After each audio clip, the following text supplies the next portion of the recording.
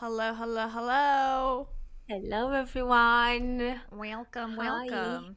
The How are first we doing? the first ever on the road show for me at least. Yeah, how is Boston, Kayla? Tell us a It's little about it. it's wonderful. It's been sunny and warm, but not too warm, not Florida hot. It's been just like very temperate. And we've done all the Boston highlights so far. Had some cannolis in the Italian, like Little Italy area. And we went to a Boston Red Sox game yesterday. And we're going to see Wales today. So keeping busy around here in Yeah, that Boston. sounds like a great trip. I Sounds know. great. I've been traveling a lot lately, which is great. But then I'll go a whole year and not travel anywhere. And then, it's like, gotta Or savor the like a whole times. pandemic. And Yeah, for real. Seriously. So I'm enjoying it, but I'm also keeping up with the Kardashians, as they say, keeping up with the gurus as they post yeah, and things the gurus are on our mind all the time. We all were the just time. saying that we are obsessed with them. I know my friend who I'm staying with a friend from high school, and like I haven't seen her in a couple of years because of the pandemic. And I'm telling her like, have you heard of Gabby Bernstein? Do you know who Rachel Hollis is? Like, let me give you the breakdown. I like even brought this book with me because I just finished my video on You Can Oh, Heal Your Life. So I'm like reading her quotes all week. She's like, oh my God. do you feel like you're obsessed? I'm like, probably, yeah. Hey, there's nothing wrong with like a healthy dose of obsession. It's all good. I mean, I would say that because I'm also obsessed, but I know. I can't help um, it at this point. they are just too problematic though. Like they just are. What can we do? Just let them go on with their, scams? Like that's not doable. No. If I have a breath in my body, these scams will stop at some point. We- Probably never, but Dare we to can hope. dream. Yeah, this scam has been around since the 80s and it's still being sold, so good luck, but you never know. Yeah. Well, I mean, if that's anything like what's his name? John of God that Mm. Gabby has pushed. Mhm. Um, well, that will be a lot of fun, I can tell you. And she's expecting like 64 years in prison. That would be fun.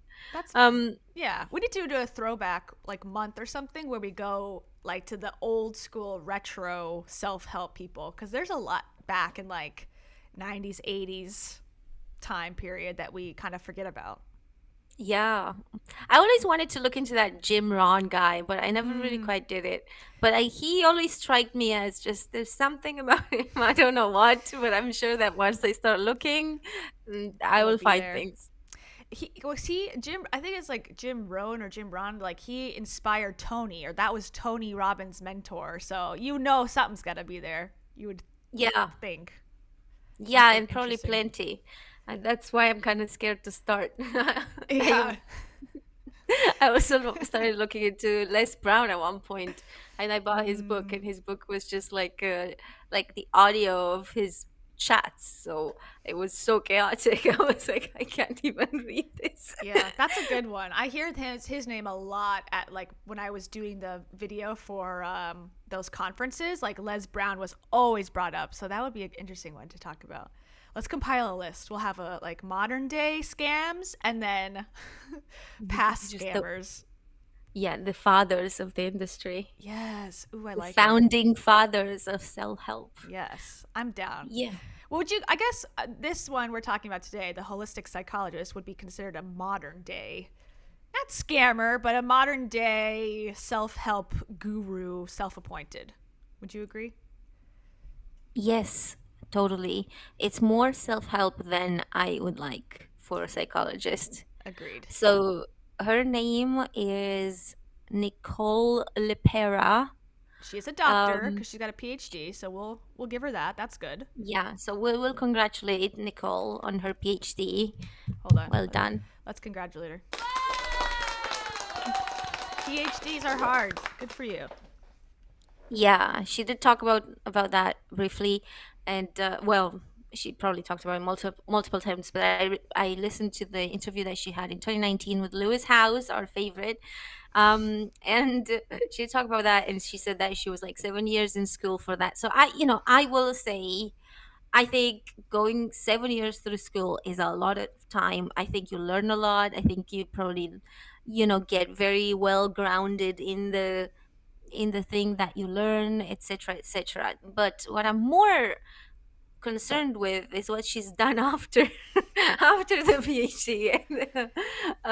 It seems like she learned That so part, much, she's like decided that actually the whole teaching, the whole industry is garbage. That's the vibe I get. She's like, I've learned that so would be like much. me with journalism. True.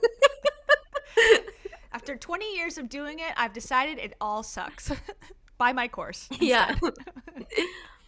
Yeah, I just found out that Boris Johnson, the Prime Minister of the UK, if we have any UK people, raise your hand in the comments and let me know. Just kidding. But basically, he started his career as a journalist. So I was like, okay, I am Mm, officially done with I'm out of journalism. here. It's over.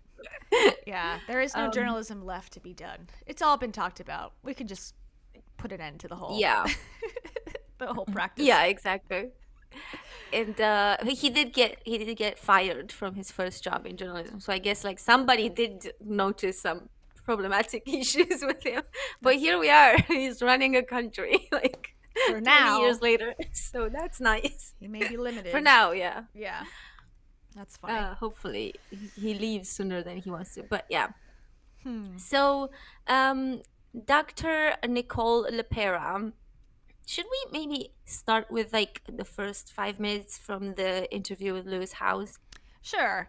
Yeah, and I'm just gonna scroll through. As you can see, like these posts have been everywhere on my feed. Like people share them constantly. They're like these like generic sort of like backgrounds with words, and they always say the holistic psychologist. I've like looked into her several times, but the her reach is like so much. Like she gets people, she's got 5 million followers, and I believe that most of them are probably real because Yeah. celebrities follow her, people in my life follow her and share her stuff. And it's like little snippets of, advice or whatever. And that's obviously a problem with Instagram. You can't get context with, like a one word thing or healing from urgency culture looks like. Like, how could you possibly expand on that? It's not her thing, it's an Instagram thing.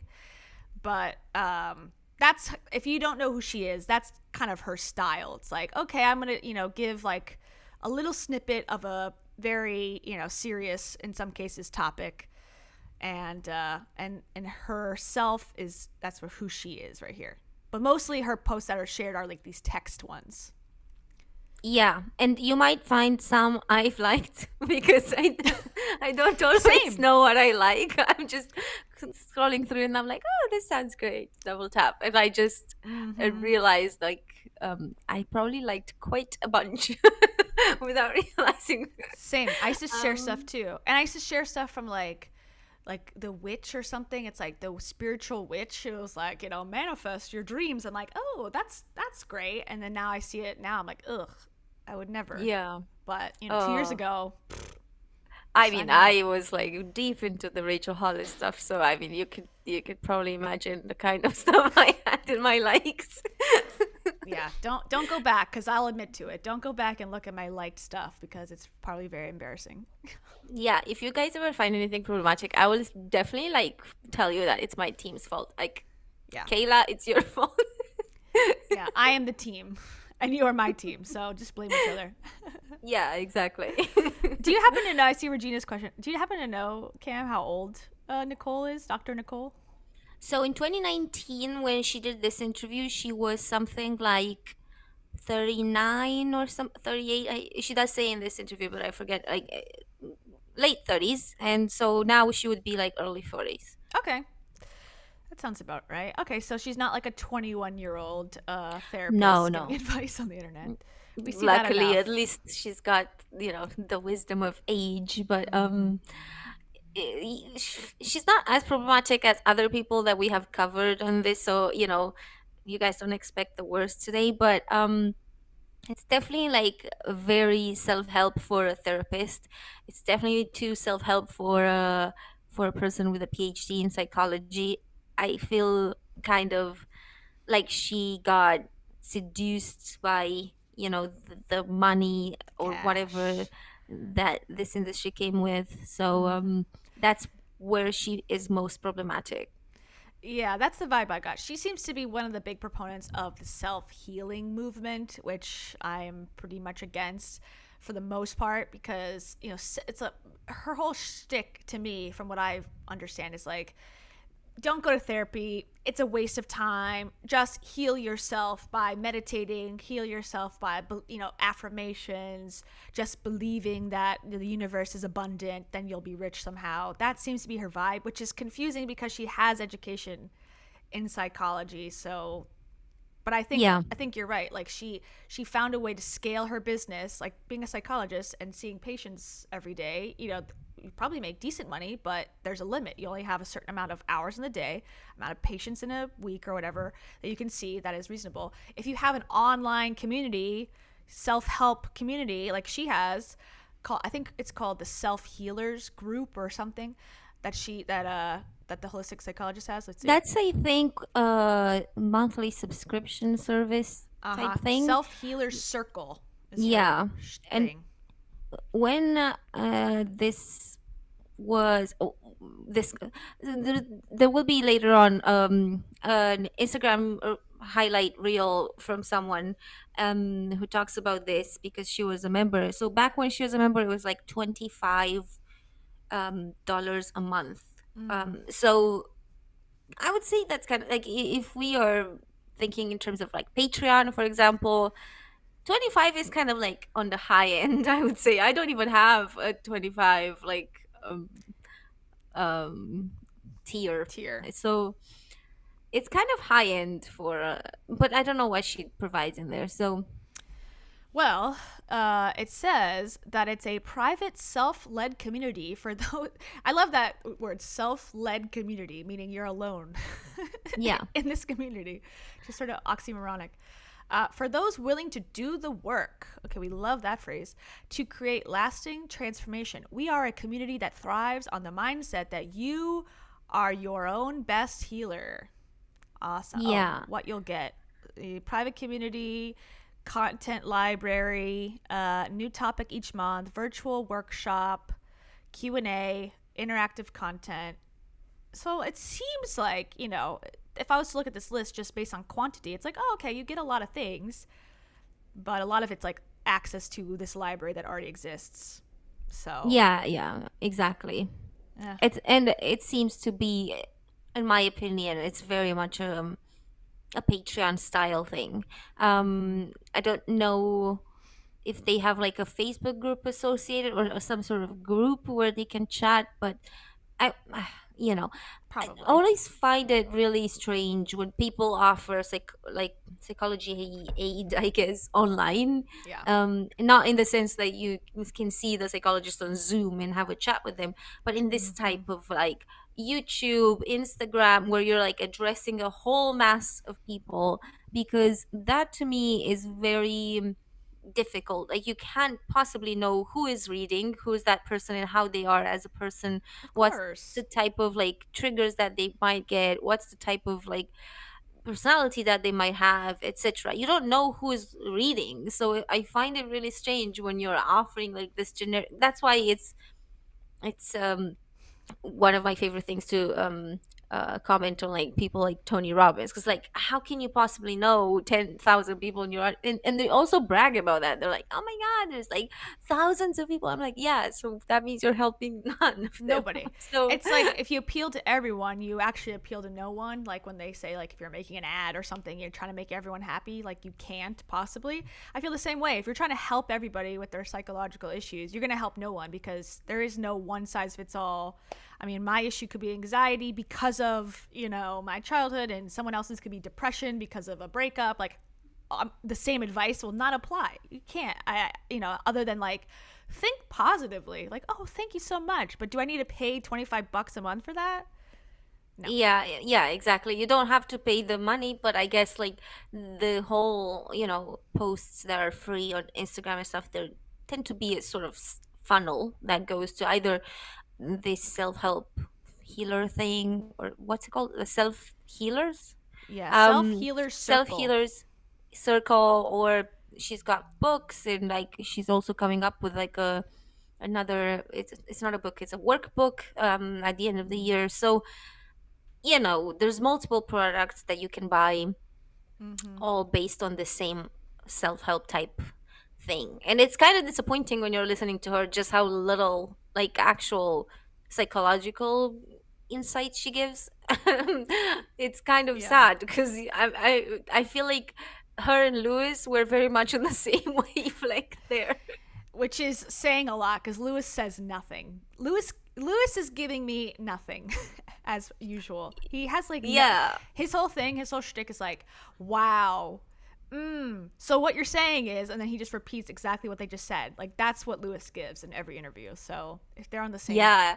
In this wave, in this interview, it was really funny because he just, I don't know, either he had too much energy, or I'm not sure what happened there, but he was like, the vibe was very like as if Lewis couldn't stand like to hear her talk.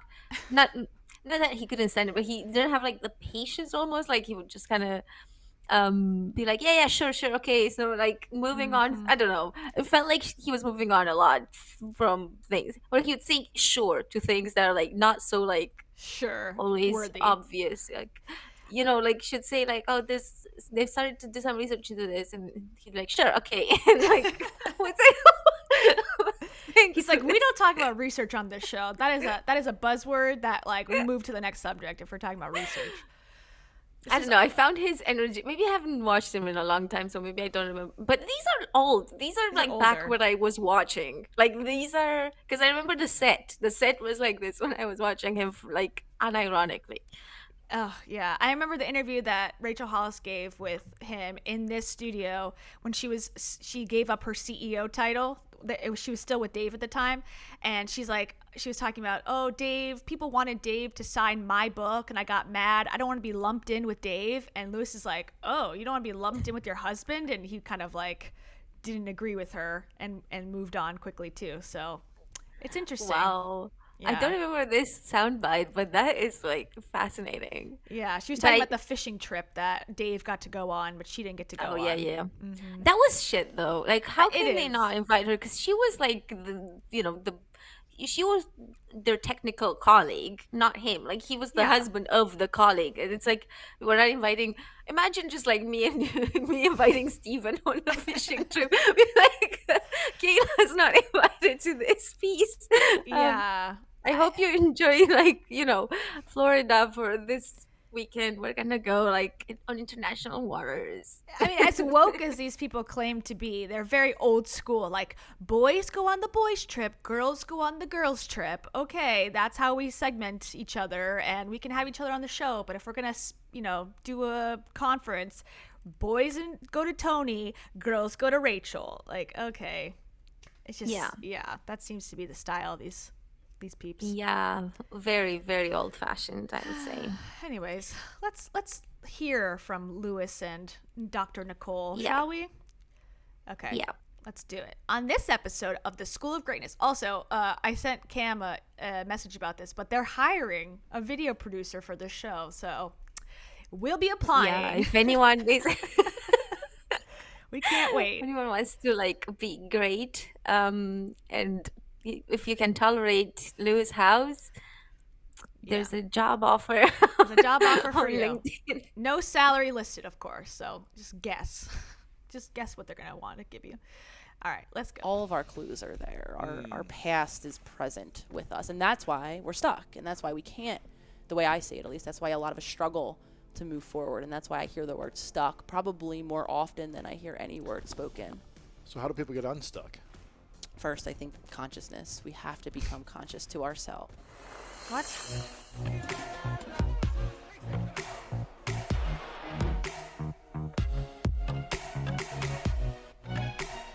We got to talk about Ellen at some point, too. Ellen and Oprah both have these crazies on way too often. I don't get it. Yeah. Ellen is mean, apparently. Yeah, Ellen apparently is like a Jay Shetty super supporter. And it makes sense because she's kind, and then truly, apparently, allegedly, she's actually a total bitch. So Yeah. it aligns. Yeah, I've heard that. We should do that at some point. Okay, sorry. Yeah.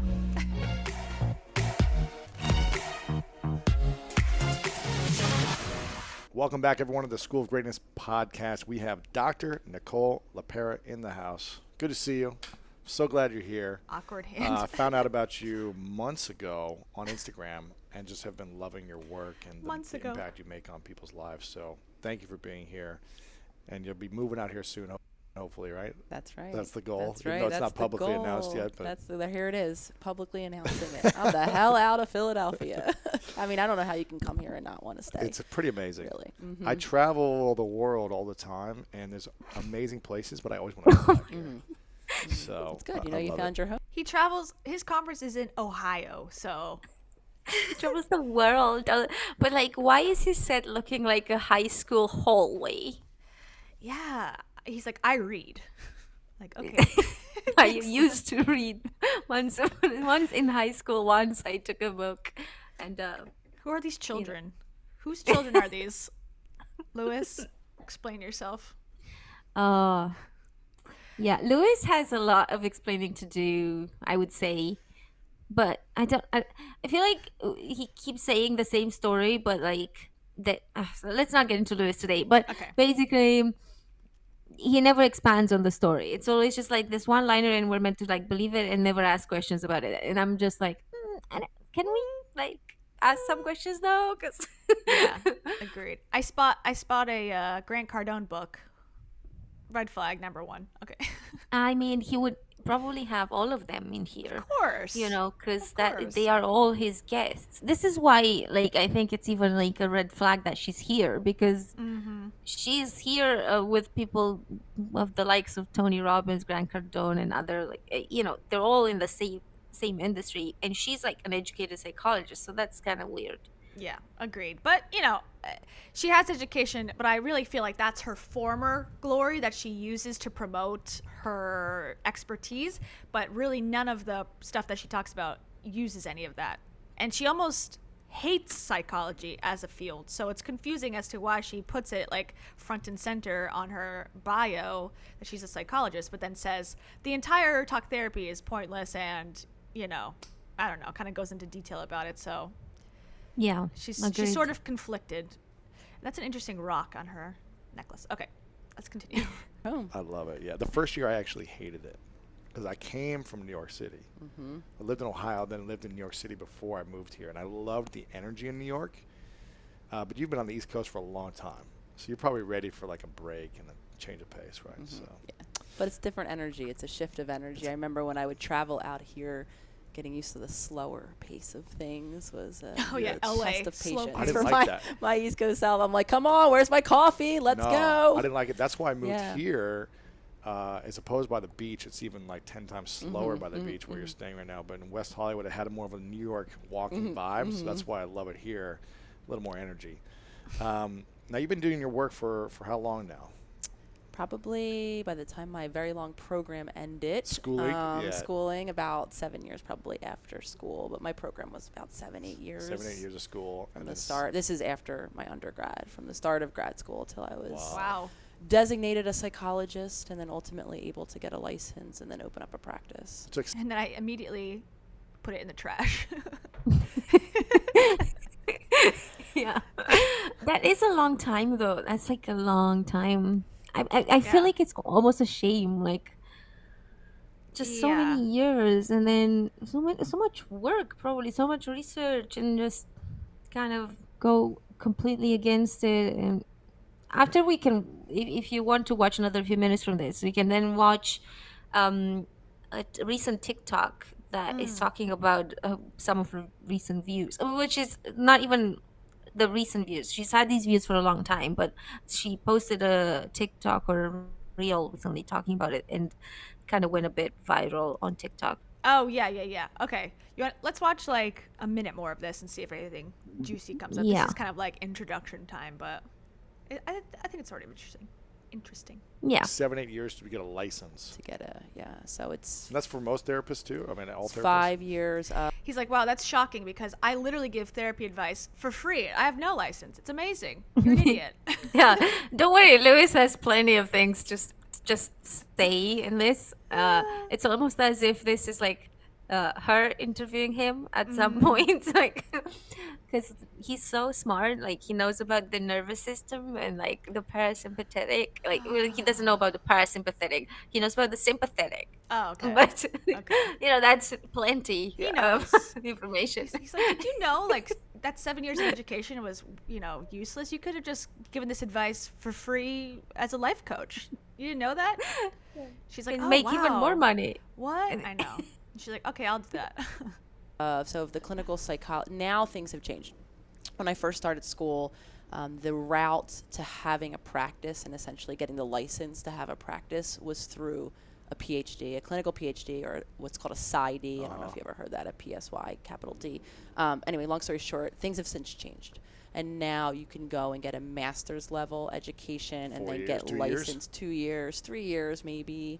I'm not sure if there's a thesis involved with Gotcha. that. And then you have to get enough supervised hours either route, but you can hang a shingle. And that was my ultimate goal. And at the time I was very limited. I had the PsyD or the PhD path. So yeah, I yeah. chose the PhD, and then 7 years later, a nightmare dissertation, some licensure hurdles, to say Wow. it mildly, and went my shingle. Wow, there you go. I think in another life, I would have loved to have been a psychologist. Yeah, it's a cool thing. The mind has always really fascinated me, and that's honestly as long Yeah. as I can remember. You probably would have heard me say I want to be a psychologist only Wow. because of the mind piece. I like helping. I love how he says like in another life. It's like, bro, you could go to school right now. You just choose not to. Yeah, he's like, yeah, not too hard. But just let's listen to another like 1 minute because she says something really interesting right now. Like maybe Okay. like go down like 10 seconds. Okay. People, but see. it's interesting. The more I kind of explored my own path in, I realized it was less of, oh, I want to help heal people, and more of, wow, the mind's incredibly fascinating, which is cool because I think that's a different route, and I think that also kind of evolved me to the way that I'm working now with a really heavy focus on the mind and the power of the mind in a little different way. Interesting. So are you coming back around to wanting to help people too? Yeah, I mean, people are right, you know what I mean? Or you're fascinated by No, I really just want to make money. I mean, I want to help people. Yeah, she's like, no, I'm not interested in helping people. I just think the mind is fascinating and how you can make money with that. Like that's super cool. So now you want to help people, and she's like, oh, sure, yeah, totally, yeah, sure. that's why not. I mean, there usually is a route with psychology. It's like you either go like the advertising route, like how to convince more people to buy more shit, like that sort of psychological route that people take and you make a lot more money, or you go the helping people route. Seems to be the two choices. And I feel like she kind of said in that statement, like, yeah, I'm going the advertising route without saying it. Yeah, exactly. She's just talking about how fascinating the mind is on Instagram, in brief like posts of less than 100 words, and that's perfect. Yeah, but then That's again, just like, enough. that's what she says, and I would be more down for that. Like, oh, the brain can do this, or the brain is like that. Like that would be interesting. But from her page, even her recent stuff is like gaslighting. You could be gaslit by blah blah blah blah blah. It's like that definitely seems way more people oriented than brain oriented. It's just interesting that she talks about gaslighting because apparently she gaslighted a lot of people of color. So we'll talk about that after. Yeah, let's watch the TikTok. So I kind of got the vibe of that, so, like pretty much. What do you think? Is that okay? Yeah, Ready to let's move go on? for it. Okay, we can always go back if we have to. Okay, so this is a TikTok. It's a Stitch. So that is her account, the holistic psychologist account, and then there's a person who's going to make comments about it. So let's do it. Who doesn't believe that people are mentally ill or broken. I believe that people can heal themselves. Okay, so I think the person who recorded this kind of recorded it weird with the audio, so I'll just read it to you. It's just when sorry, go ahead. Sorry, it's just when you're like stitching someone, sometimes it can be a little bad, the audio, but once the girl starts talking, you'll see It it's gets fine. better. Yeah, and so this it just says, I'm a psychologist who doesn't believe that people are mentally ill or broken. And then in the description it says, pre-order my book, How to Meet Yourself. Pre-order link in my bio. So it's a pretty strong statement to say, I'm a psychologist who doesn't believe people are mentally ill. Yeah. So. I believe that people are capable and resilient. The symptoms of mental illness are very real, and they don't come from a chemical imbalance in our brain. So if you're on Mental Health Talk, you have probably seen this video already by the holistic psychologist, or you've seen people stitch it and respond to it. I don't normally do things like this where I insert my opinion about people's videos in such a public way, but what this person is saying is so incredibly harmful and damaging, I had to respond. First of all, please know that mental illness is very real, and it is very valid, and it is scientifically validated, proven, researched time and time again. We have clinical evidence to support disorders, diagnoses, and mental health issues. Secondly, mental illness symptoms, as she likes to call it, do not only manifest because of difficult situations that you went through and experiences that you had in childhood. Yes, childhood experiences, attachment, all of those things are very real and do play into mental health issues that you can have later in life, but they are not the only factor. But I think above all, what is most damaging of what she is saying is that she is completely disregarding the environmental and systemic factors that play into perpetuation of trauma. People cannot just deep breathe and self-care their way out of systems that are designed to work against them. Amen. And that continuously put their lives in danger. Personally, I'm a huge proponent of mindfulness-based techniques that use the mind-body connection to help people regain a sense of safety within their bodies through grounding techniques that are very useful in helping to self-regulate. However, in instances of severe and persistent mental illness, stabilization comes through medication treatment and through other intensive therapeutic interventions. Above all, mental illness is very real, and we have to address the racist systems which keep people oppressed, disenfranchised, and continuously exposed to traumatizing situations, violence, and susceptibility to prolonged and severe mental illness. All right. That was well said. Yeah. Yeah. And I don't know, like I couldn't say it better than her. She has really explained it. It's very it's very shocking that a psychologist would just be like, no, you can just like self heal your mental health issue. It's at least nowadays, before we discover some other, like, I don't know, something more with the research that exists at the moment. I find it's a bit of a strange thing to say as an educated psychologist. I agree. And people are asking, like, who is this person that was giving that analysis? It looks like she's an MSW, so a Master's of Social Work, but it says almost licensed social worker. So I believe a Master's of Social Work can give therapy in some states. Yeah.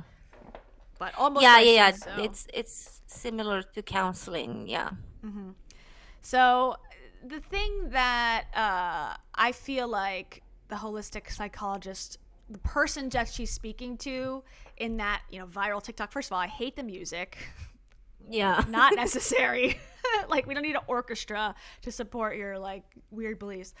But she's speaking to people who have probably mild symptoms like anxiety, like, oh, sometimes I get anxious about new activities, or socially I feel a little bit uncomfortable in situations. Like, that's who I think she's speaking to, without clarifying that, because someone like my dad, like I've spoken about many times on this channel, he needs his medication, or else he's not gonna be able to function in society. There's no speaking to him if he's not chemically balanced via his medication. So she's not like, I would love for her to take my dad and go, okay, let's just deep breathe, let's meditate, and then see how quickly that unravels for her. It just seems like the severe mental illness, the schizophrenia, the bipolar, the OCD, those are not really considered when this type of content is made. It's like the very, very mild, but there's no clarification about that's who she's speaking to. That's my take on it. Yeah, and it's very reductive because there's like loads of problems that you can have, there's loads of disorders, and you can only address because I agree with you. It's like if it's a matter of you knowing how to calm down or whatever, yes, you can probably just self-help your way into not being stressed out in a moment when you are. But when you have panic attacks out of nowhere, like for example, in my case, I had panic attacks in a situation that was really stressful going towards my exams. Probably that is a situation where I could have helped myself. But for someone who gets panic attacks out of nowhere, that's not the same thing. We're not, like, I, as much as my panic attacks were stressful, they would never be the same thing as with someone who's just like driving or whatever, going to work, having a peaceful day, and then suddenly gets a panic attack. And it's not the same approach. And even my situation was quite hard. Like, I was not able to like control it myself, even though I wanted to, but like, there's different levels. And the way she was saying, I don't know if Dr. God, what's her name? Lisa? What's her name again? I want to call her the holistic psychologist. Oh, Nicole LaPera. Oh my God. Sorry. I'm disassociating apparently. No. Dr. Nicole, I don't know if she says, because the stitch kind of cut it off, but it was saying that she said that, God, what's my point of this? I got off course because I called her Lisa. I don't know. Never mind. Forget it. Sorry. Well, she is essentially reducing all of the mental health issues that one could possibly have Mm-hmm. to just, oh, you can heal yourself, you can just find some coping mechanisms. And I agree that there exist like these coping mechanisms do exist, Mm-hmm. but I don't think it's as easy as, oh, you just, I will just tell you, you know, to, because one of the things that she talked about in the interview with Lewis House from 2019 that we just watched a little bit from was breath work. It's like, okay, it's just breathing from your belly is not going to save someone from like schizophrenia. Like that's No. not like, it's never going to, yeah, probably if I'm just, you know, a tiny bit stressed, okay, maybe I can manage to calm myself with Maybe. breathing. Maybe. But that's not that's not about a mental health disorder. And I feel like as a psychologist who studied this for like so many years, like you can't just not think about like the vast majority of like disorders, because there's one thing to have a little stress and there's another thing to have anxiety disorder. Totally. Yeah, and oh, I know what I was going to say about the other thing. She brought up that it happens because of childhood trauma, like something specific has happened, has caused this trauma to like fester and become a disorder. And if you just go back in time and heal that, by doing hypnosis or whatever, I don't know if that's what Dr. Nicole said, but that was what the woman who stitched it was kind of inferring, that she said that there was a childhood trauma. If you just like deal with that, then you can heal yourself. That's not always the case. It's very clear that sometimes it's a mix of things. It's a little bit of genetics. It's a little bit of something happened. It's a little bit of an accident. For my dad, like, he had a car accident where he had a head injury. Obviously, we think that had something to do with his diagnosis of bipolar. But he also had some issues in the family, and his mom also had like a mental problem too. So it's not just one thing. And I hate that seems to be like the focus for a lot of these self-help people. Like Gabby Bernstein very clearly says, oh, I was sexually abused as a child, therefore that caused my addiction to cocaine. I went and fixed it with EMDR, and now I'm healed and I'm totally healthy, and now I can teach you. Like, I wish it was that simple, but I don't think that's how it works. Yeah, agreed. And I think that is also one of the reasons why I'm disappointed in Dr. Nicole, because she has had trauma in her childhood and she has talked at length about just the difficult relationships that she's had with her family. And she's distanced herself. At that point in 2019, when she did this interview, she hadn't spoken to her family in like a year at all. And that was like a conscious thing that she did because she couldn't like cope, in that stressful environment, and I that's a good relate to thing that. for her. Yeah, that's fair enough. I'm not going to clap at her for that. But what I find disappointing is that I think it's very subjective. Like she's talking about her own experience. Like, this is, I had trauma and I managed to like whatever do the things that she did to cope with the trauma, and to like, whatever she did worked for her, and it started in trauma. But it's not the case for everything, for all the anxiety disorders, or sorry, not even anxiety, for all the disorders that exist. Sure. It's not just always trauma. No. Sometimes it's something else, and probably a lot of the times it's just like genetic, Chemical. or you're born with something, Totally. what do you do then, like when you're born with a thing, or when you have inherited it from your parents? Because I would say probably in my case, for example, the anxiety definitely comes from my parents. I can see in them that they have anxiety. So I it wouldn't shock me if somebody was like, "Yeah, you probably inherited this."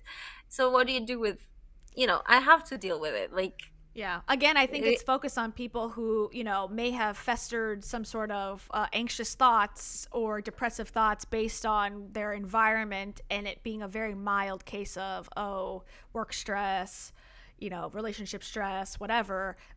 And then just sort of that's who they're targeting, or who she's targeting, but then putting it under the umbrella of mental health and mental illness and saying that, oh, it's all the same, and it's just really not. And you're forgetting a whole subsection of people who, like you said, are genetically having these issues, or chemically having these issues, or hormonally having these issues, whatever, that's beyond, X trauma happened, Y anxiety happened, and here's how I fixed it. I don't know. It's just not that simple. I wish it was. It's not. Yeah, and I don't know a lot about the field of psychology, so I would not be able to really like express myself. I assume like this is why you do study in the field in order to help people with that.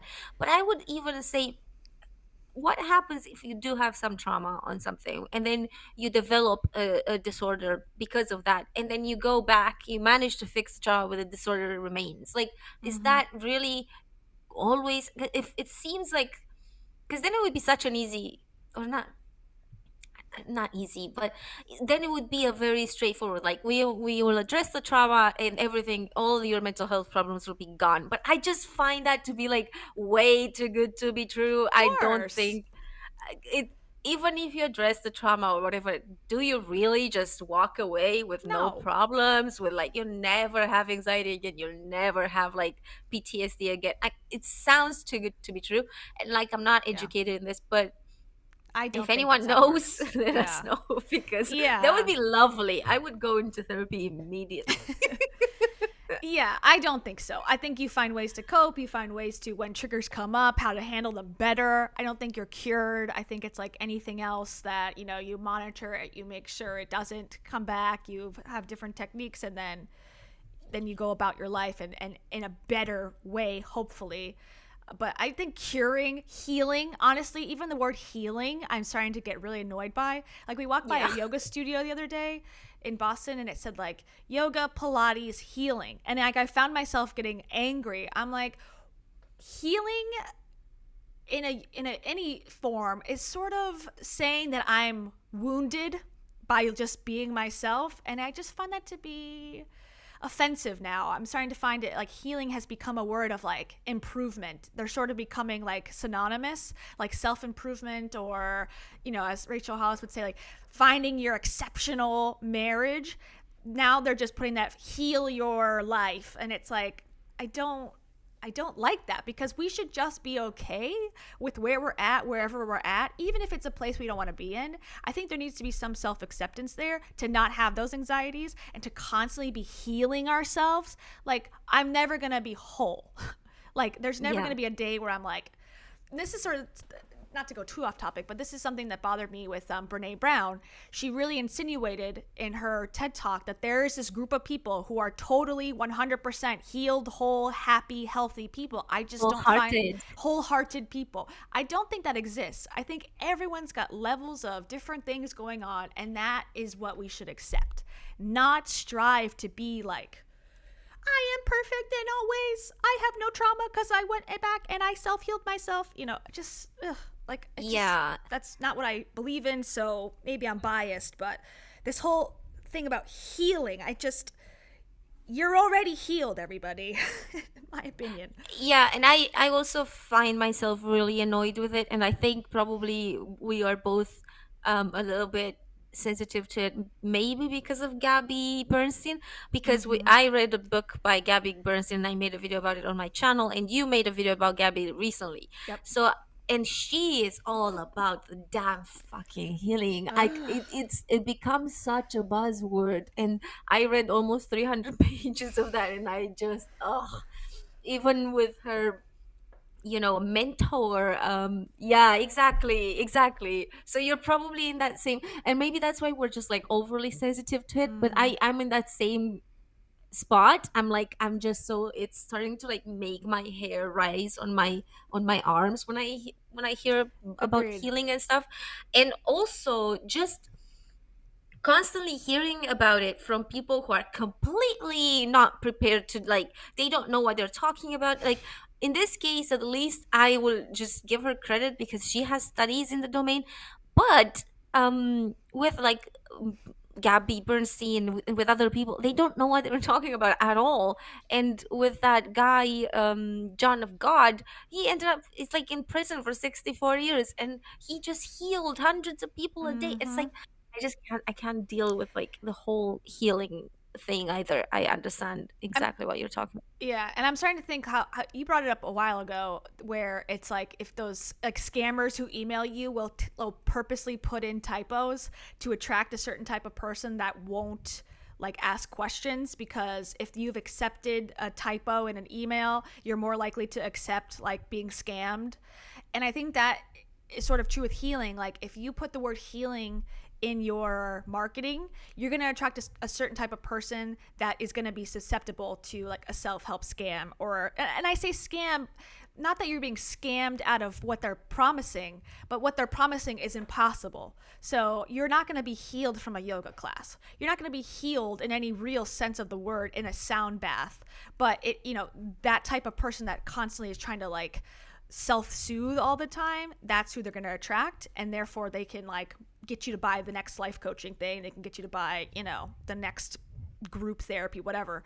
And now you're in the vortex of constant healing. And speaking of healing, actually, we got this Instagram that says such a word. Sorry, what were you going to say? I didn't want to cut you off. I was going to say that she is, Dr. Nicole is very much of the belief that that is a very controversial belief in mental health professional groups, that talk therapy is not going to do anything. And I have heard people talk about something similar. Like there's especially a trauma therapist that I watch on TikTok who believes more in like nervous system regulation, and she Dr. Nicole also has talked about that. But I don't think, and the person that I do watch on TikTok, who is, so my mom's a therapist, is her thing. That's cool. And basically she does do talk therapy. So I like, it's not, how do you get to talk about nervous system regulation without talking? Like I just it sounds so like, what you just gotta give people, like, because this is what is shocking to me. Like, is Dr. Nicole just going to give me a 5-step thing? She's gonna do like 5 bullet points for me, and I'm just gonna do it, and I'm never gonna need to talk to her about it. Like, it does not seem like Logical. doable or possible, or like, even how does she know if the 5 bullet, like, without talking to me, how can she know if the 5 bullet points will work for me? Like, it just seems like you have to talk to the psychologist, right? She channeled it. She intuitively knows it'll work just for you. She got a download from Source Energy. I don't know. Oh my God. Oh, yeah. Yeah, I don't know. Talk therapy has worked for me. It's the only thing that's worked for me. And I think talking about nervous system regulation is medication for me. So it's like to say medications don't work, but you need nervous system regulation, but they mean like breath work and deep breathing and like meditation. It's like, yeah, maybe for someone mild, once again, mild cases, but someone who's got a deeper, more like severe case, you're most likely going to need some sort of medication, and that's okay. Stop shaming that as if it's like, oh, the worst thing in the world to take a Zoloft pill once a day to make yourself feel better in your nervous system. Like, they obviously understand that there's a physical element to it, but yet are so against a physical treatment like a pill. Yeah. It doesn't make sense to me, but whatever. And she used I think she said Zoloft or I don't remember. She did use like Gabby Bernstein took Zoloft or is on Zoloft. Yeah, no, even Dr. Nicole. She really? was on yeah, she was on antidepressants at one point. And then she gave them up. So okay, fair enough, because I also had antidepressants and I gave them up after like 6 months. Fair enough that if they stop working or whatever, I understand that. But like, obviously they like did work for a minute there. Like, you know what I mean? They have value. Yeah, I just hate the stigma. The stigma needs to end, because it comes up all the time. Like, Rachel Hollis said it in her podcast about anxiety. She said, oh, like, I only take natural supplements, but if you really need medication, take it. It's like, you can't say that and then also in the next breath say, oh, I saw lots of people in my family get worse on medication. It's like, what message is that to send to people when you're like a self-help guru? It's confusing, and it's also detrimental to people who may be on the fence about taking medication that could save and help their life, and now they're hearing this advice of like, well, I don't really want it, I don't really want to be on it, it's not that good for you. It's like it needs to Yeah. sorry. And I think that she needs to be particularly um she needs to be controversial in order to gain attention online. And it made me think very much of Jordan Peterson. Like, you have to be, in order to Shock value. kind of play this on the verge of like psychology and but be sort of like more into self-help, um and talk about that as a psychologist. You do have to like break some not break basically, you do have to be controversial in order to gain any attention. Otherwise, you're just gonna say White things noise. that are very Boring. you cannot say things that are super generic that will Yeah.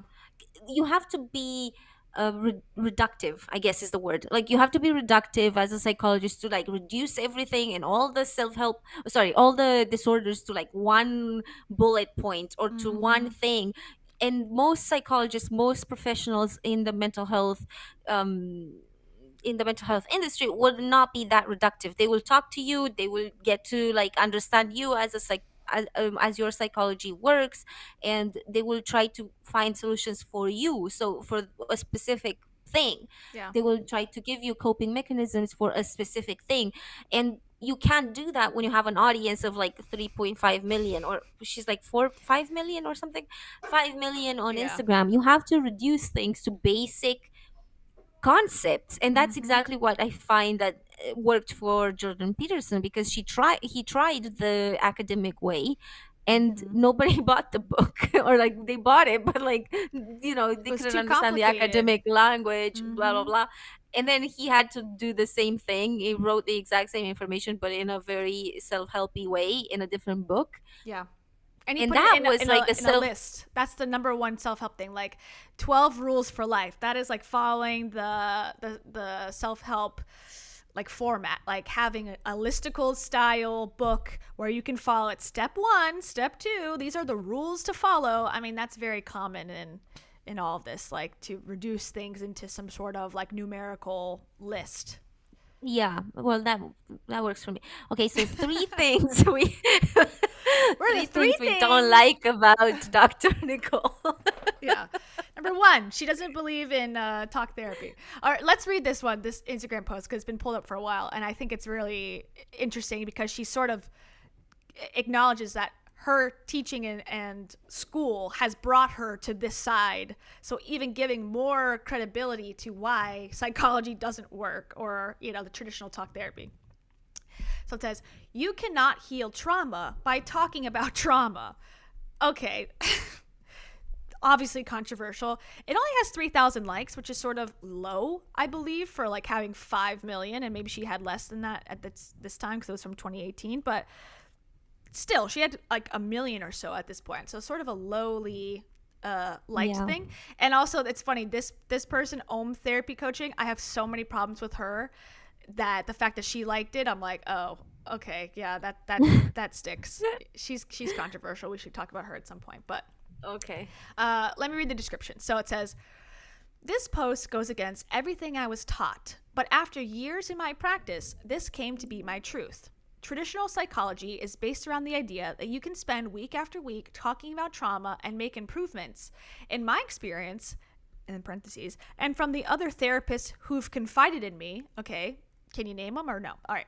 This rarely leads to healing. It leaves the therapist and the client stuck and defeated. Trauma alters the brain. Thinking and talking about trauma solidifies the pathways of the brain. Continuing to talk about this for years or decades only make these pathways stronger. It's my belief that this is how trauma becomes an identity. Wrapped up in who we are, releasing it becomes next to impossible, even if we deeply believe that this is that this is what we want to achieve. Our brains are neuroplastic. Thoughts and lived experiences change the brain physically. We haven't fully begun to tap into helping people heal from trauma because we haven't acknowledged the mystical abilities of the brain itself. Okay, red flag. We've been sold on the idea of a brain that works against us with limited capacity. That's unfortunate because the power of the mind is beyond human comprehension. Again, red flag to me. Beyond human comprehension. It's like, okay, so who, I don't know, whatever. Do I believe any trauma can be healed? I do. This path looks different for everyone, but treatment must favor a future self rather than the habitual self. Healing is about releasing, unlearning, and breaking the subconscious thoughts and behaviors of a past self. Hashtag self-healers, which just happens to be the name of her group that you can join for $20 a month. Yeah. But I'm curious to see how would that conversation go. So you go to a psychologist, you go like, I have trauma. They're like, don't say anything. Let's not re-traumatize you here. Here's what you will do. You will breathe deeply. You will, how do you have that conversation? I don't understand. Like, do you not need some information as a psychologist? You don't need to find out what happened in order to be able to help that person? Do you just go like, shh, It's okay. don't say a word? I will heal you with my fingers. There's energies that the human body cannot comprehend. Okay, see you at next session. Or I guess one session's fine because we're not going to have anything to talk about. Yeah, that makes like hypnotherapists look good. Like, Yeah. this is just so bad that it makes like other things that are pseudoscience look good. Well, the thing is, it's like there's no solution in this post. At least it's like, okay, don't talk about your trauma because it makes it worse. Okay, so what do you do then? And I did not find that this post really clarified what the solution is, other than she put hashtag self-healer, which would drive you to go and join her group, which she would insinuate is the solution. This online Facebook group.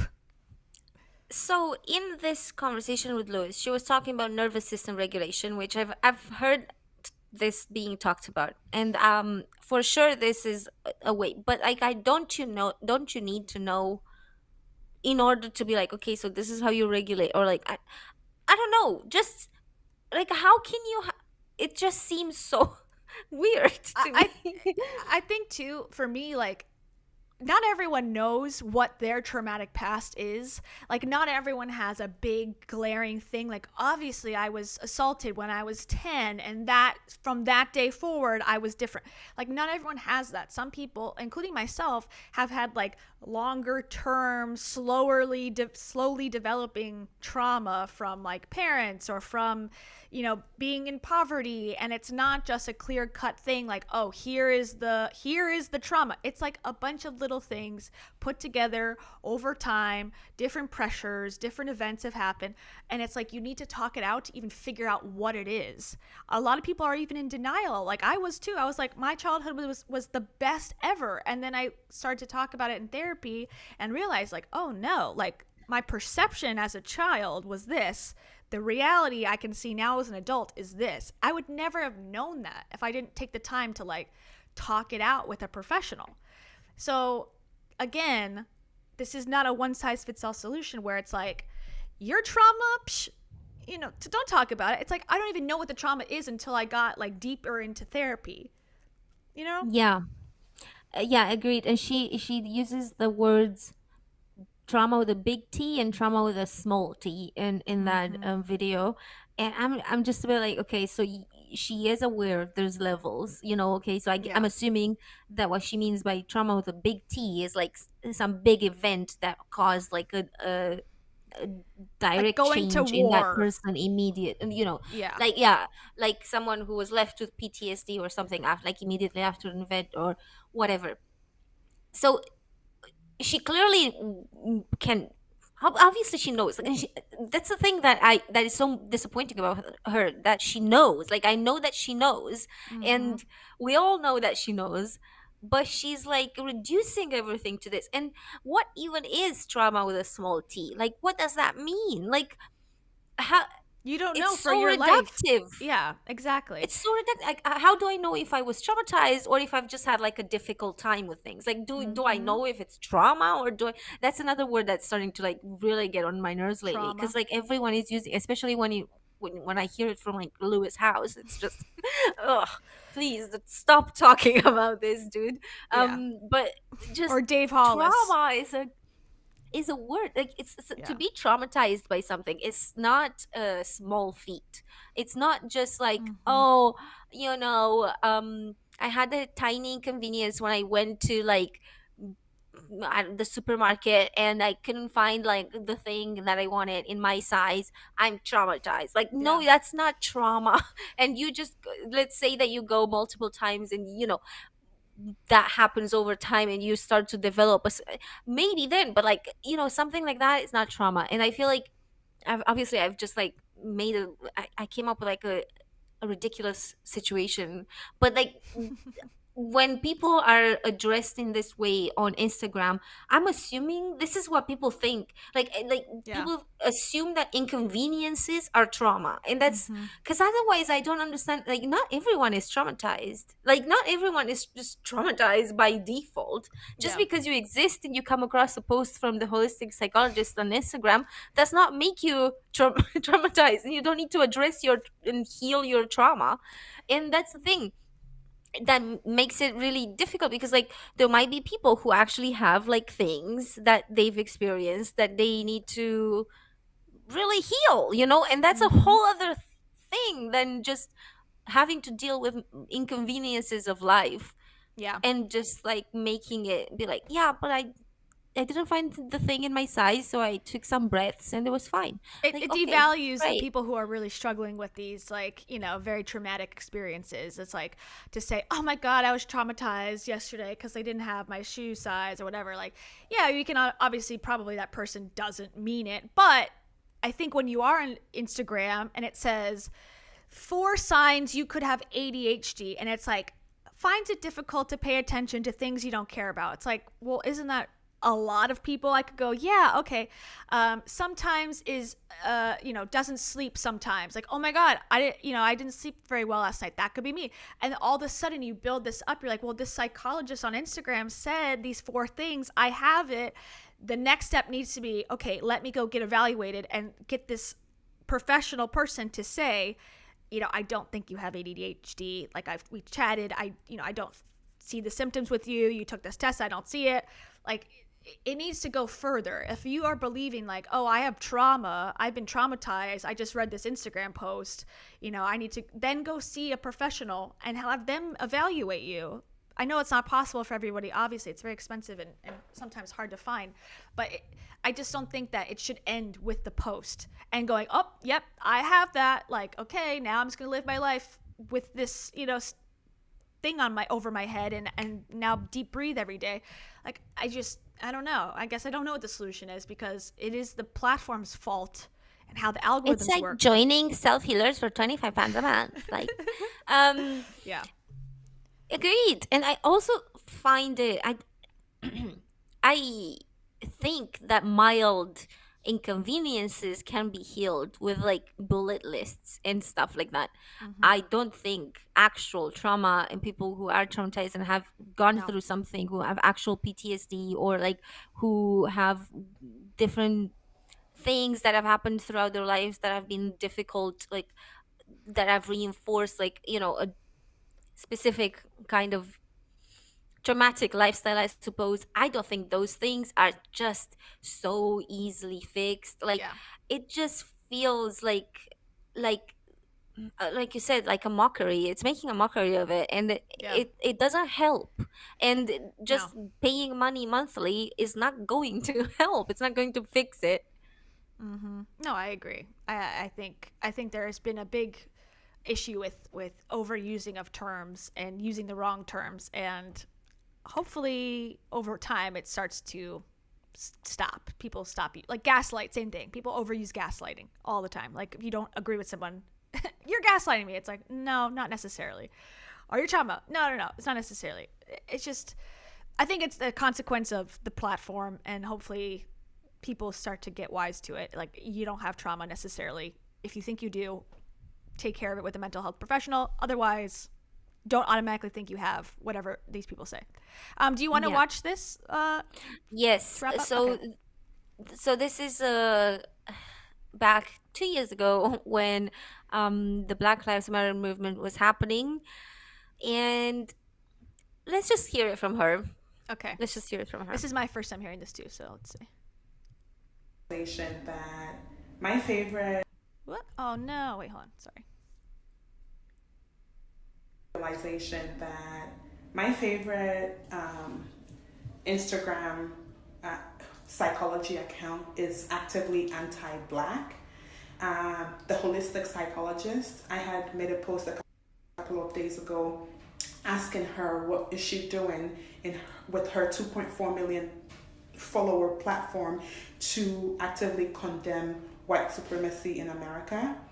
And she slid into my DMs. We had a conversation where basically it was white fragility, white woman tears, I'm so hurt, I'm so torn, what can I do?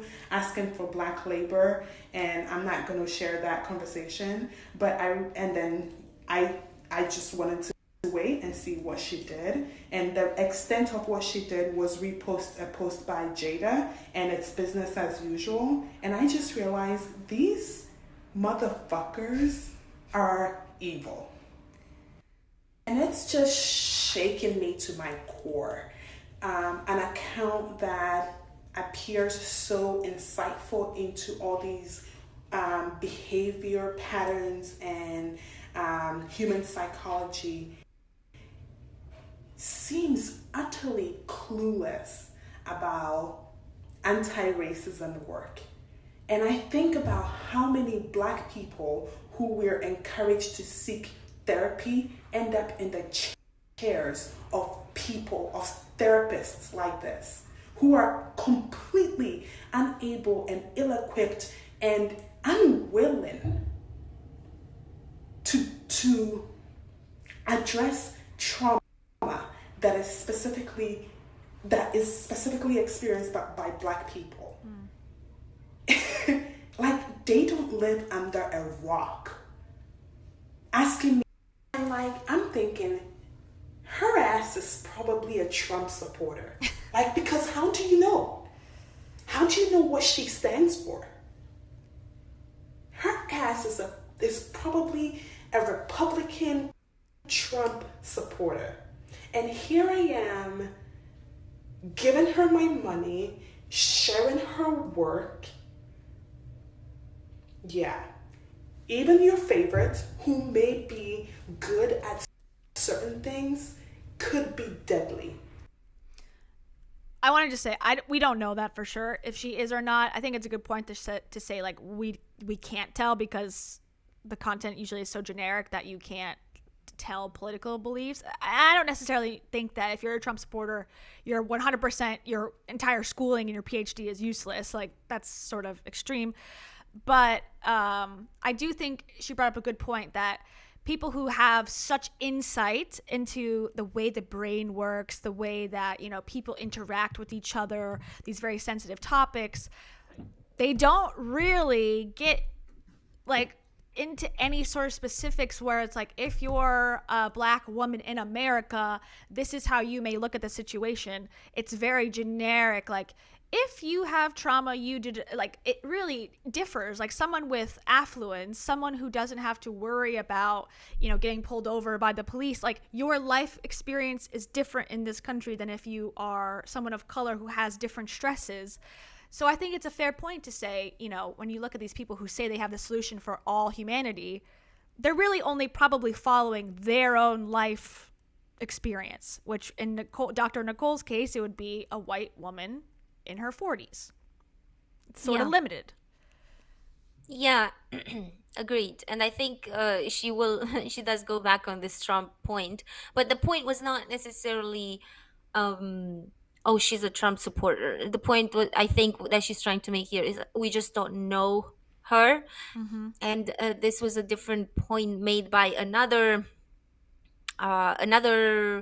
person who called the holistic psychology out, and basically was talking about the fact that it's not this person, it's not Dr. Nicole LePera, it's actually a brand and they have a team, and you think because she's the face of it that you are potentially talking directly to her or something, but in fact there's a whole team behind, and it's the holistic psychologist is not just her.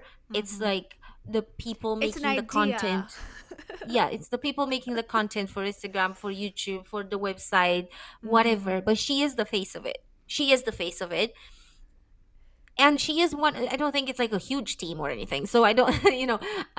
This is says but this is from their website. It says our team. It's her, another person, her wife, Dr. Nicole's Yeah. wife, and this guy and this woman and this woman. So it's, I'm sure she knows the names of all of the people on that team and knows their work ethic and such. So it's not like, oh, I work for Apple, I can't possibly know, like, the low level secretary in our campus. It's like okay, whatever.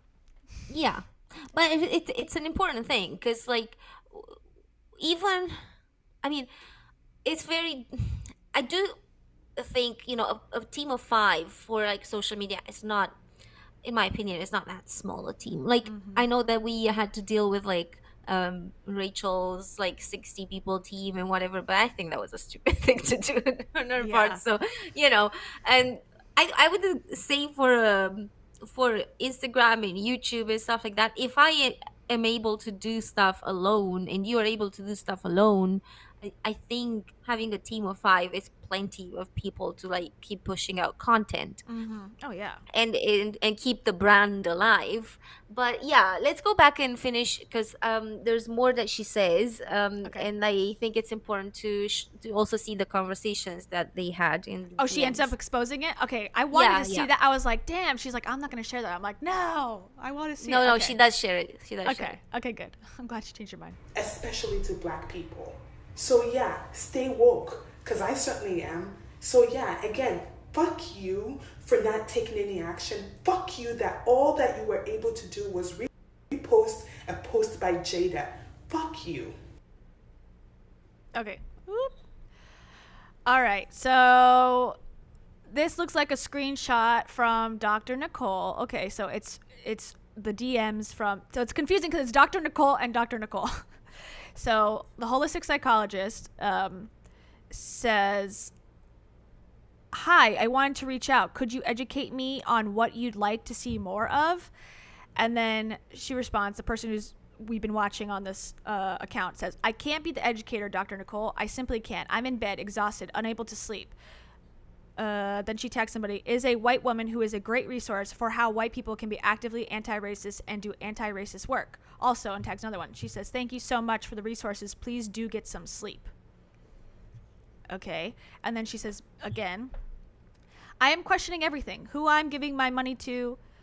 I have shared your work consistently over and over again. I subscribe to the Self-Healer Circle. I got a subscription for my ex-wife. Yet I go look at your page and I become disheartened by how little resource I get as a Black woman from someone I give my money to. And I realize if you still practice psychotherapy, I couldn't have you as my therapist. And it further made me realize why my ex-wife, as an African American, had a hard time getting a therapist who understands her unique needs as a Black woman born and raised in America.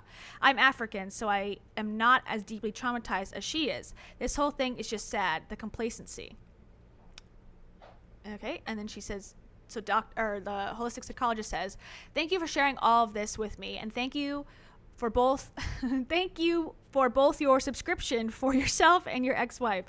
I am sorry you are not feeling as though I am meeting your needs. Can I have my team reach out and provide you with a refund/cancellation?" And she says, "A refund's not the point, but sure, yeah, if that's what you must do rather than take measures to stop being complicit in a white supremacist system, because you actually could attempt to begin to meet my needs and the needs of other Black folks who follow you." The purchase email, okay, then she says that. And then holistic psychologist says, "I would love to meet your needs. Can you tell me what needs they are and how you'd personally It's just like them to exhausting, isn't it? Yeah, it's like, well, I don't know. Like, you're the psychologist, and I feel traumatized by this content. How about you figure it out? Suddenly she's a total dumb idiot who doesn't know anything. Like, Yeah. can you help me? I don't know. Like, it's like, I thought you were a fucking genius who knows everything about trauma and stuff. Yeah, and I do think this is like a problem at large, that there's not enough, and this is with every industry really, that there's not enough diversity in that field. Like, if there was an equal, I don't know the numbers statistically, but I would beg to guess that there are more white women who are therapists than there are Black women. I don't know that to be true, but I would imagine that's the case. And when you don't have representation, like there isn't an equal amount of black women or black men who are therapists, it makes it harder for patients to get that, life experience, like a therapist with the same life experience as them or a similar one who can more empathize. And that's the case for like LGBTQ plus. That's the same for, different races and, an immigrant person. And I'm not saying you have to have that to get successful therapy, but I don't think it would hurt to have more of a choice, Yeah, agreed. I don't think there's enough diversity, and also I think, as she put it, there wasn't a willingness to kind of help with that. But also, the one of the reasons why this is so like just kind of like pulling teeth right now is also because this was during the Black Lives Matter movement, when the whole conversation was about stop asking us, or like not me, but black people, stop asking black people to like explain things to you, stop asking them to like help you, because like it's not your responsibility to keep helping you. And here she is as a psychologist, just being like, what can I do? Like, just tell me what to do for you. Like, it's like it's seriously like pulling teeth, because I just remember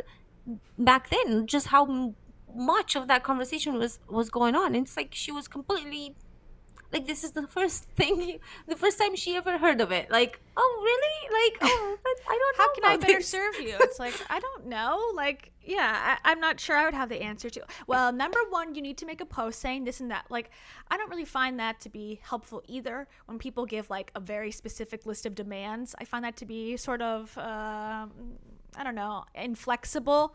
But I think here, it just seems like she wants like, okay, hey, what would make me feel better is if you reposted the black square so that I can, feel better. And she'd be like, okay, I'll do it. And then now I can be absolved from all criticism that I didn't comment enough about this controversy. It's just, I find it odd that someone who is so deeply interested in the brain and human behavior wouldn't naturally, organically be involved in issues like this, where they are so affecting of people and humanity. But Yeah, and this was another point made by the other person. I just forget what they were called, but I found the post to be, it was a bit messy. There were a lot of things in there, so that's why I kind of don't want to necessarily pull it up, but I will tell you just now what is called. But that's what they were saying, that every time something was happening that was big or important, they wouldn't mention it. And that's why that's like all of them, all the yeah, gurus. they were like, this is just like a brand who is aware that they have a lot of like white people, they have a lot of like probably Republicans, whatever, like people in their audience, and they don't want to push anyone away just by taking a stance on things that are like political, or like they just don't take any stances whenever anything happens, like even with like very annoying. shootings. I know, it's like people who live in Texas who are gurus like didn't say anything about like the shooting. It's like, how? Thank you, Mai. Thank very you, Mai. much. We appreciate that. I don't have all of my sound bites, but this is for Mai as you leave. Get a life. Mai is going to get a life and is going to live their life. Yeah, thank you so much. Thank you. We appreciate that a lot.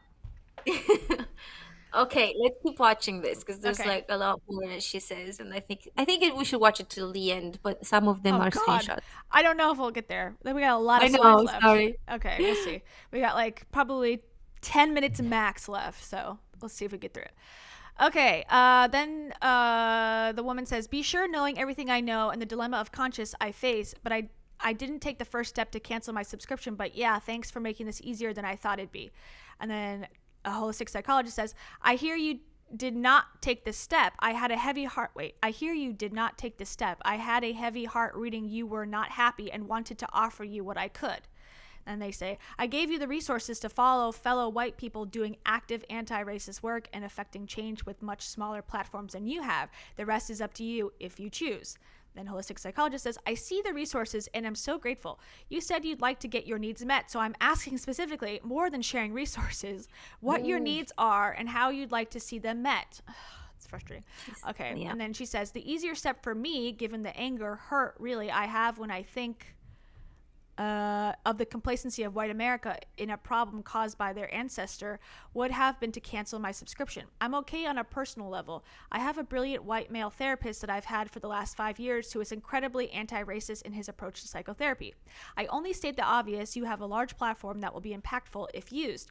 Just a matter of acknowledging that you see what is going on in the nation is a start. Okay, I think that's fair. I think that's totally fair. And this is even going above and beyond what I think she should have to do as someone who just said that they were annoyed by her lack of speaking out. Okay. And even then, that is a very low bar. Yeah. I wish I didn't have to bring this to any white person's attention, yet here we are. And then she says, so you're saying your need is to see acknowledgement and what is happening and sharing of this? And then the person says, I don't have a need from you on a personal level. I don't. White people in America individually and as a collective have a responsibility to black people to use their freedom of speech and white privilege to speak up for black people in order to effect systematic change that we, as a result of the oppressive systems we find ourselves within, can't accomplish. And then she says, Holistic Psychologist says, I understand. I was asking your needs because you referenced earlier that then I could meet them and the needs of other black people. So I was attempting to get more clarity. Thank you very much for the time. I know it's late. There's no acknowledgement like, okay, I hear you. Like she says, I understand, but again, she just reiterates the question she's asked 15 times before. It's almost like a robot, like, okay, thanks. So here are the menu items again, you know, like it doesn't seem to really. We understand your frustration. Yeah. Thank you for calling. Exactly. That's the vibe I'm getting. And I don't think it is. I think it's a real person. Maybe it's her team or maybe it's her. But either way, it doesn't seem to be like registering. Like, okay, hey, I hear you. I plan to make a statement. Thank you for your concern. Yeah. Like that would be enough. I think. Heartbreaking, I think, when you've been a fan of someone, like this person has been a fan of Dr. Nicole, and she has paid $25 a month for who knows how long. And I think it's just kind of heartbreaking to be in that situation and see this person just be like completely like, sure, okay, thanks. Yeah, totally. Yeah, we'll do something. Sure. Like, yeah. Her because understanding you're of paying money black. to that person. You're Yeah. like you're following them. You're watching them all the time. It's just like I don't know. No, I agree. And the fact that like she has literally no like she doesn't know like, hey, a black woman's needs are probably this, or you know, a black woman going through something like this trauma, you know, might need this and that. The fact that she has to ask like specifically, what do you want to hear from me? It's just weird. I just don't get why she's so insistent. What do you want? Yeah, I need to just fix this immediately, or else I can't like function. Like I don't get why she's so obsessively asking her. Like, well, you said you had a need, and I just want to know it so I can fill it, so you can shut the fuck up. Like that's the vibe. What I'm do you getting. want from me? Like, Yeah. Click 1 if you want me to stop oppression. Click 2 if you would like me to solve racism. press 0 if you'd like to speak to a human operator. Press 666 if you would like to disconnect the call. Okay. Thank you. Okay. We're going still. Okay, then she says, the better question perhaps, though, is why you can't easily identify what role you could individually and as a business entity play in fighting racism. Okay, exactly. Is it just a matter of you feeling that the work you're doing is effective in and of itself, that you don't need to identify any specific societal ills? That's the best thing she said so far. Yeah, it is late, and I'm a nurse who has to go back to work in the morning taking care of COVID patients. For 13 hours, acting as though I'm okay after witnessing the death of black people and feeling the emotional anguish that I felt. But hey, I have meditation and journaling to help. Not being facetious in the least. I think that would be facetious if I was to say it. Be well. Okay, then she says, the holistic psychologist says, this is very painful and difficult. Is there anything I can do to make tomorrow easier for you? Even if it's just sending you lunch at work? Oh no. What the hell? Thanks for the offer, but no thank you. I'll be good. It's just the acute CNS fear activation from the recent happenings. It'll pass. It always does. Plus, I have therapy early next week. Always a good place to process. And then she goes, I am grateful you have support. If there's anything else I could possibly support you with, please don't hesitate to reach out. And then she says, thank you. Okay. Now, the other Dr. Nicole says, before I ever tell you to go fuck yourself, know that you deserve it and that I've given you the benefit of the doubt. So we have all that conversation, and she goes back to posting about programs she's developing and makes a full post today about some other shit. It really boils down to capitalism and a lot of white women not giving a shit about anything that'll inconvenience their lives in any way. So yeah, fuck you, the holistic psychologist, and give me my money back, Karen. That's funny. I agree. Yeah. It's just like, yeah, it really comes down to business. Like, she doesn't want to offend. I don't know what she's thinking, Dr.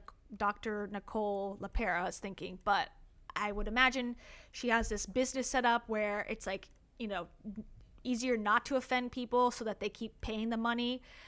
Just keeping it low profile, neutral seems to be, you know, Yeah, the I think best that's what she thing. was trying there, just to kind of like Stay. make her comfortable or something in order for her not to speak out about this interaction. Yeah. And there's quite a lot of slides left. So I moved. Okay, let's just skip this one. Well, okay, I'll read it. As I just said to a friend, her work is helpful and she's... So I moved. Sorry. Her work is helpful and she's a white woman who perpetuates harm against black people by her inaction. So yeah, fuck you, Karen. I think I'm most upset because I feel irresponsible in having recommended her to so many of my friends who are black, not knowing for sure what her politics are. Because as two different creators often say, all of it is political. It is imperative to know where anyone stands. Businesses we give our money to, people we support, etc. Yeah, I think you So agree. I moved and I moved on Sunday or whatever. I started work on Tuesday and I've worked 36 hours in the last 3 days and I'm tired. But do y'all ever have that situation, have this happen where you have a conversation with someone and then after that conversation is over, you begin to think of the things you could have said, like new Yes. points come to your mind? Rereading that conversation with a holistic psychologist and having and talking it over with a few friends, and I realized that she gaslighted me. The cognitive dissonance and confusion and disorientation I'm facing around that conversation is the classic symptoms of gaslighting. And it's like a light bulb goes off and you're like, yeah, that happened. And it doesn't feel good. You know how she offered me a refund? That is a basic thing that comes with the program. True. She wasn't offering me anything that wasn't already mine. I can cancel the program anytime and get a refund. So yeah, man. Okay, hold on. So then she shares a post. Wait, Like, what hold does on, that wait. mean? This is a post from the holistic psychologist. So it says, exploration and Exploration. curiosity here heals. Okay, so she shared this. And then Yeah. it says, what is your earliest memory around skin color, race, difference, privilege, hierarchy? How did your parents talk to you or not talk to you about it all, about whiteness, privilege, and racism? What narratives did you learn or not learn at all in school about whiteness and white privilege? What have you been taught about power? So it's just questions. It's very neutral, I would say. Yeah. So, and it's in her stories too, which is sort of a safe place to Yeah. put that. Like, what does that mean? That previous post that she shared, exploration and whatever, curiosity heal. It's like, yeah, don't be too mad at yourself for any racist things you may have done as a white woman, because that's who I'm really talking to when I talk to my followers. Don't feel too bad. Just think about it. Just be curious about it. Like, don't actually take some sort of inner, reckoning. Just be curious. Yeah. Don't be too harsh. It's like, okay, And it heals. It's fine. just heal yourself. This is a woman who writes for a living. If you look at her page, it's paragraphs and paragraphs. And I know I said she's probably a Trump supporter. Like, no way, right? But, like, legit, man. What the fuck do we know about her? I would say that's true for all the gurus, all of them. Yeah. Most. Yeah. Most. Rachel Hollis is probably the only one who's like, I'm the biggest liberal that's ever walked the face of the earth. And then, says she's made one comment about abortion that she was disappointed in the decision, which, I support. Well, that's her, the but first time she's ever reacted to anything. After she's been canceled, 1,000 million times and has no ticket sales. Now she's like, okay, I'll come out with my feelings. And, but all the rest, where are they? Yeah. They're quiet. They're talking about, like manifesting still. Oh, of course. Yeah, just attract good things into your life. Yeah, just get rid of the negative thoughts. Like, okay, if only life were that easy. Okay, should we continue? Yeah. What the fuck do we know about her politics?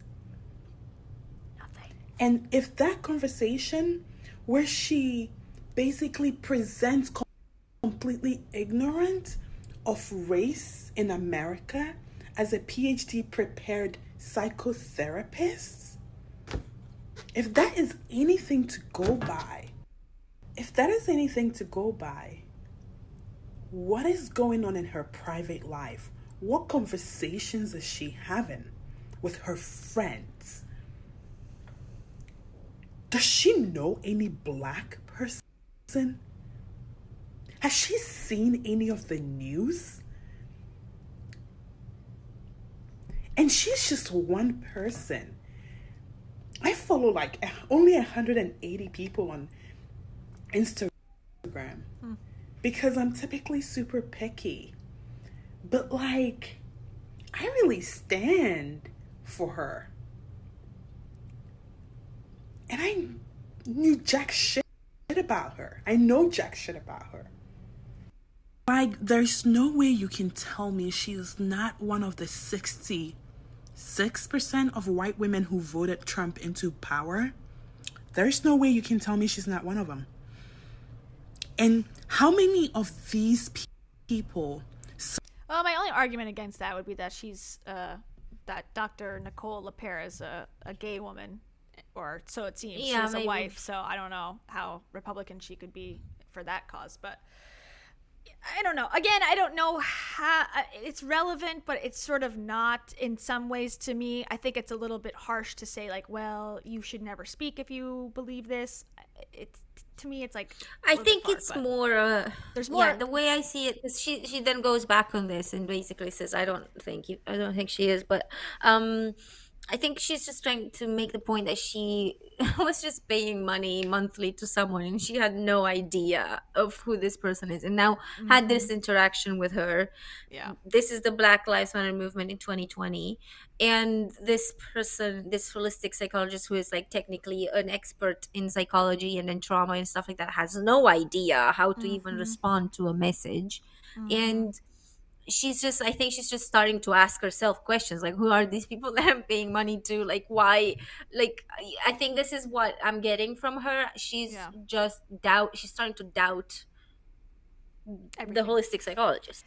And I think that's totally fair. And I think that's a good point to put on to anybody. Like, when you're following someone, especially in this very sensitive topic area of mental health and even self-care, like, yeah, we don't know much about these people, and unless you're watching a channel like ours or people who do these sort of deep dives and try to go back and find like where these people came from, it's very easy just to see something, go, oh, are you being gaslit, and then share it, and now that's spreading like a virus across the internet, and you don't even really think about who this person is, what you're sharing, does it align with me, does it align with people who follow me?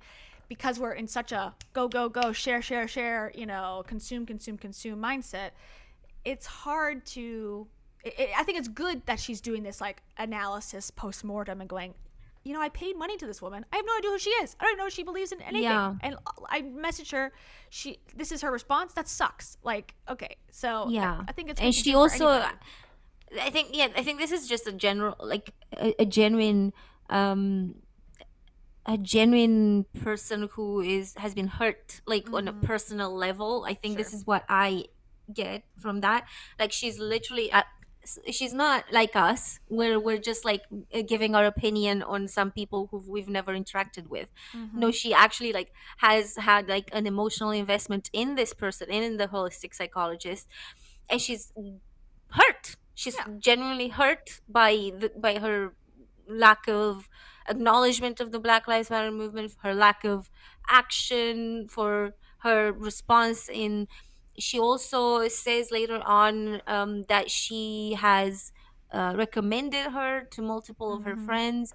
So you can imagine, like, it's kind of like to be in an embarrassing situation where, like, I've been like recommending this person and look how she's treating me, and eventually Dr. Nicole Lepera blocks her because duh.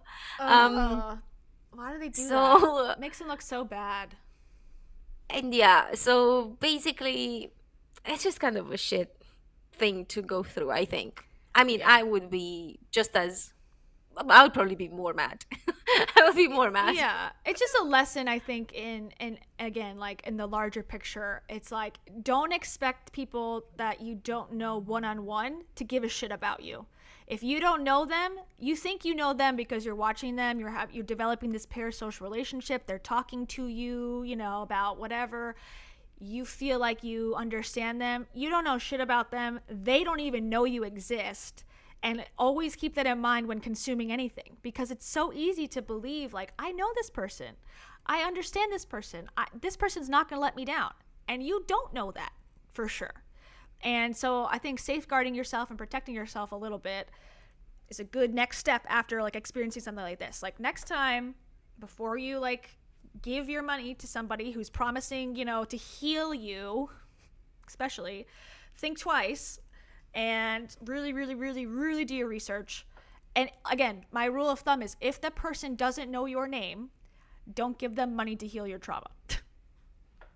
Yeah, that's it sucks though. It sucks because I'm assuming that, you know, she probably liked the page a lot. She liked the Sure. message a lot, and she was like, okay, I want to support this person.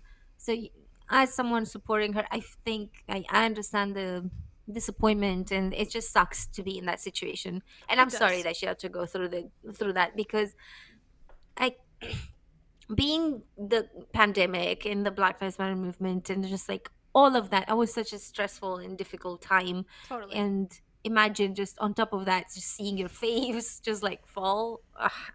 That's how it happens though, man. Like I was all into this shit too, and I was like on board. And then when something happens like the Black Lives Matter movement, you really start to see like where people stand, even in my own life. Like, oh, that's your thoughts? Okay, let me reevaluate like our relationship. And I think, you know, it's sort of a shitty thing, but also a necessary evil, like to reevaluate when things come up, or like has someone said anything, they're just totally silent. That's also an indication that, you know, I don't know if I align with that either. So I think it's important to, when these things come up, to be willing to let people go that you once felt were helpful, you know? Yeah. It still sucks though. It's a reckoning for sure. You gotta like, it's like almost, you almost have to heal yourself to be able to do this from the trauma. Yeah. You have to manifest joy into your life by meditating about the healing of the trauma. Yeah. But don't get gaslit. Yeah. This way you attract what you are into your quantum scarcity mindset. Choose joy always. We should do like a bingo card with like all these terms someday, because like that's just, I'm so sick of hearing about the scarcity. There's one quote, my favorite quote, not my favorite, there's so many favorite quotes in this book, but one of them is like the proof that abundance is everywhere is that poor people somehow find the money when someone dies in their family. That's proof that, the Oh, abundance wow, scarcity yeah. mindset's just a mindset. So, oh my God. So that's my tease for watching my video that comes out Monday or Oh. on Patreon right now if you want to watch it. Yeah. Gee, these guys. She really said that? Yeah. Oh. She's like, isn't it funny how people that are poor can find money for a funeral? That's when I decided that poverty is just a mindset. I'm like, okay, cool. I mean, it's not exactly, that's not the Wow. exact quote, but that was the paragraph and gist of the entire chapter. Jesus. Okay, I can't wait for the video. You guys, we're gonna. Yeah, I am excited now. Well, Thank you for putting yourself through the lecture. you're welcome. I will do it gratefully every time because I'm obsessed. Obsessed with exposing these people. Yeah. But I have to get ready for whale watching. Yes, and we will not keep you from whale watching. Enjoy it. Thank you. But I think we should come back to the holistic psychologist at some point, probably not next week, but in the future, and kind of deep dive her more, because I would love to kind of read more of her beliefs in her more clinical, like, her philosophies on the world, because I feel like there is some things there that are interesting. Yeah, definitely. I think we definitely need to do a part 2. There's more stuff.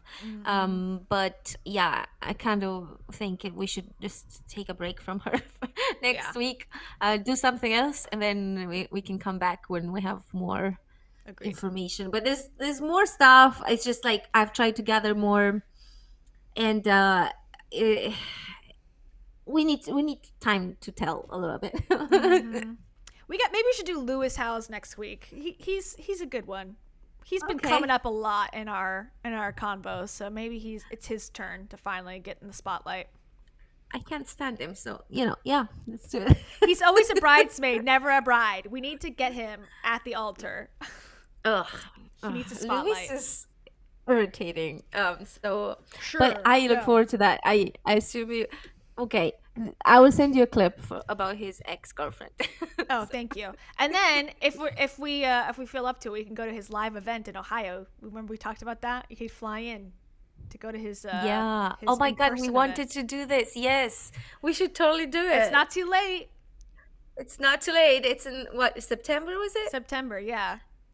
Oh, we could do it. Everyone, vote if you want Camellia to come to America to meet Lewis Howes and meet me in person as well. Wow, my favorite. I mean, I can't miss this. We got to crowdfund a flight, so let us know that how would much it be costs. so helpful. Yes. Yeah, that would be so helpful.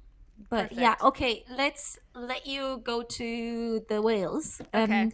Thank you. And we will catch you guys next week and we'll talk about Lewis. Excellent. All right, let's do it. We're out of here. Bye. Bye. Peace and light. Light and love, peace and light. Bye.